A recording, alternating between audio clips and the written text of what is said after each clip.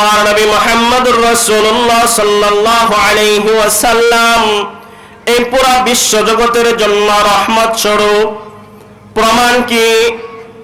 বিশ্ব নবী মুহাম্মদুর রাসূলুল্লাহ সাল্লাল্লাহু আলাইহি ওয়াসাল্লাম যখন এই দুনিয়াতে আগমন করেছিলেন, পৃথিবীর প্রত্যেকটা সৃষ্টিকৃত বিষয় নবী মুহাম্মদুর রাসূলুল্লাহ সাল্লাল্লাহু আলাইহি ওয়াসাল্লামের জন্মগ্রহণের কারণে আনন্দে পুলকিত হয়ে গিয়েছিল। জোরে বলেন না সুবহানাল্লাহ।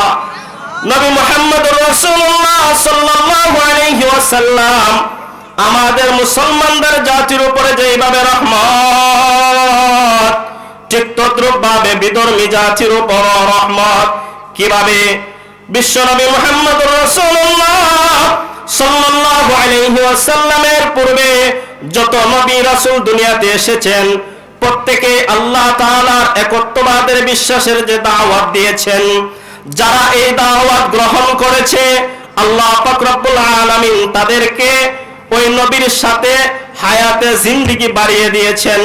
কিন্তু ওই পূর্বের নবী এবং রাসূলদের দাওয়াত যারা গ্রহণ করে নাই, আল্লাহ পাক রব্বুল আলামিন তাদেরকে তৎক্ষণাৎ আযাব দ্বারা এই দুনিয়া থেকে তাদেরকে ধ্বংস করে দিয়েছেন। দৃষ্টান্ত কি? নূহ আলাইহিস সালাতু ওয়াস সালাম 950 বছরে দাওয়াত দেওয়ার পরে কোন বর্ণনায় 40 জন, কোন বর্ণনায় 80 জন, কোন বর্ণনায় 82 জন মুসলমান হয়েছিলেন। নূহ আলাইহিস সালাতু ওয়াস সালামের জন্মগ্রহণ করেছিলেন।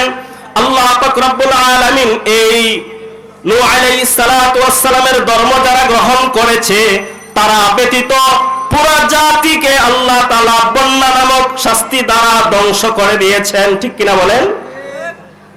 এজন্য মহানবী মুহাম্মদুর রাসূলুল্লাহ সাল্লাল্লাহু আলাইহি ওয়াসাল্লাম বিধর্মী জাতির জন্য যেভাবে রহমত, আমার আপনার নবী মুহাম্মদুর রাসূলুল্লাহ সাল্লাল্লাহু আলাইহি ওয়াসাল্লাম মুসলমানদের জন্য রহমত। জোরে বলেন না সুবহানাল্লাহ।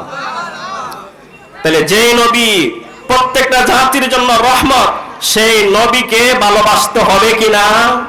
অবশ্যই ভালোবাসতে হবে।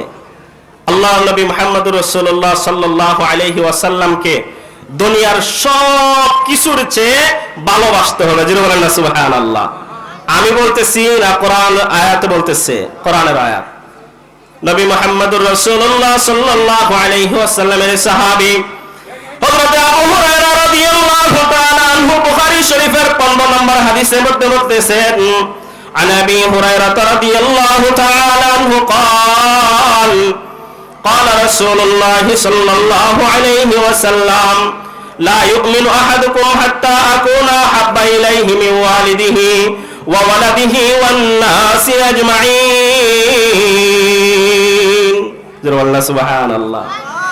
আল্লাহর নবী মুহাম্মদুর রাসূলুল্লাহ সাল্লাল্লাহু আলাইহি ওয়াসাল্লাম বলতেছেন, লা ইউমিনু আহাদুকুম হাত্তা আকুনা হাব্বা ইলাইহি।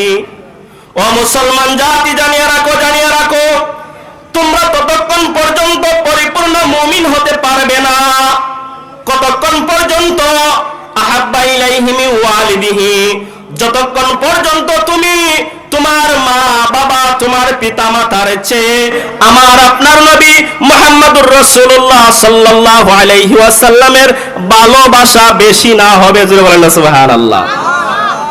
মিন ওয়ালিদিহি ওয়া ওয়ালাদিহি। ও মুসলমান জাতি, জানিয়ে রাখো, তুমি পরিপূর্ণ মুমিন হতে পারবে না,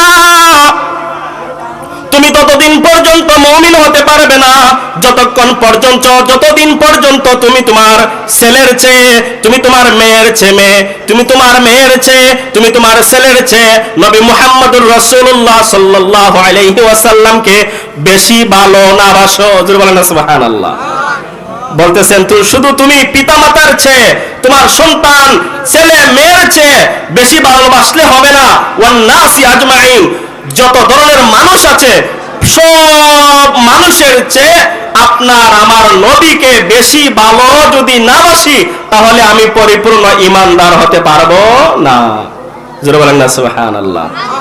এখন প্রশ্ন হতে পারে, হুজুর এটা কি সম্ভব? এটা পরে বলতেছি সম্ভব কি না, দৃষ্টান্ত অনেক আছে। রাসূলুল্লাহ সাল্লাল্লাহু আলাইহি ওয়াসাল্লাম সূরাতুত তাওবার মধ্যে আরো একটি আয়াত আল্লাহ তাআলা নাযিল করেছেন। আল্লাহর নবী মুহাম্মদুর রাসূলুল্লাহ সাল্লাল্লাহু আলাইহি ওয়াসাল্লামকে আল্লাহ তাআলা জানিয়ে দিলেন, কুল, হে নবী আপনি আপনার উম্মতদেরকে জানিয়ে দিন, আপনি আপনার উম্মতদেরকে জানিয়ে দিন, আপনি আপনার উম্মতদেরকে বলে দিন, ইন কানা আবাউকুম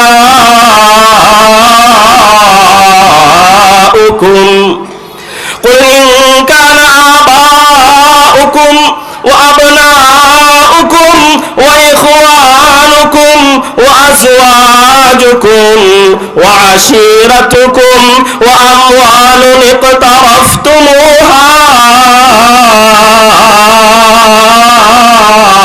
وتجارة تخشون كسادها أحب إليكم من الله ورسوله وجهاد في سبيله فتربصوا حتى يأتي الله بأمره سبحان الله আল্লাহ পাক রব্বুল আলামিন মুহাম্মদ নবী বিশ্বনবী মুহাম্মদুর রাসূলুল্লাহ সাল্লাল্লাহু আলাইহি ওয়াসাল্লামকে জানিয়ে দিলেন, হে নবী আপনি আপনার উম্মতদেরকে জানিয়ে দিন, ইন কানা আবাউকুম তোমরা তোমাদের পিতামাতার চেয়ে, ওয়া আবনাউকুম তোমরা তোমাদের সন্তানাদের চেয়ে, ওয়া আজওয়াজুকুম তোমাদের স্ত্রীগণের চেয়ে, ওয়া আশিরাতুকুম তোমাদের আত্মীয় স্বজনের চেয়ে, ওয়া আমওয়ালুন ইকতারাফতুমুহা আল্লাহ বলেন তোমরা যে মাল সম্পদ সঞ্চয় করেছো, জমা করেছো, ব্যাংকে রেখেছো,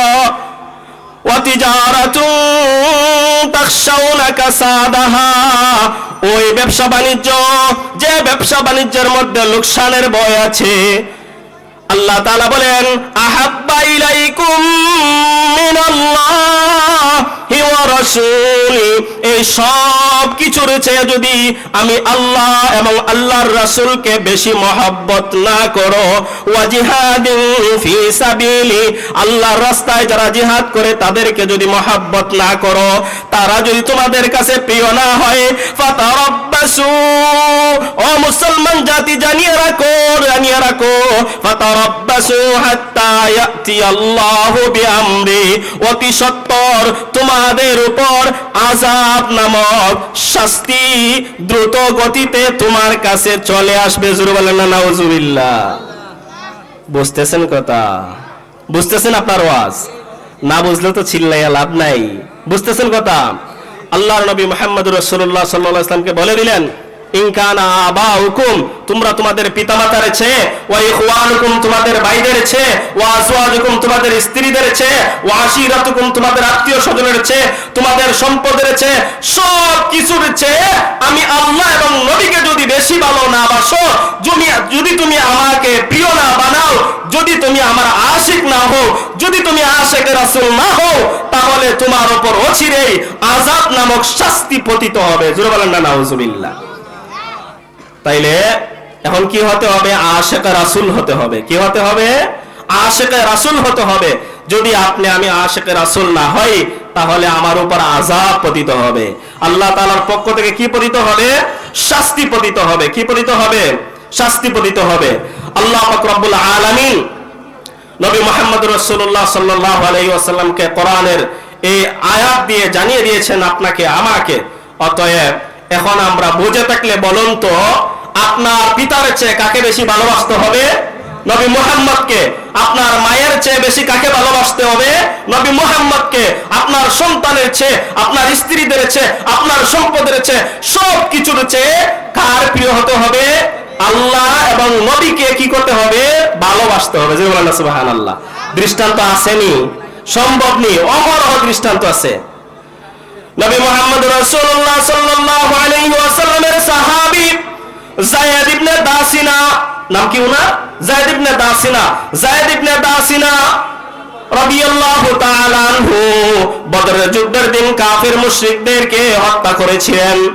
ওই কাফের মুশরিকরা একদিন সুযোগ বুঝে হযরত যায়েদ ইবনে দাসিনাকে তারা নিয়ে গেল, তাদের কাছে নিয়ে গেছে।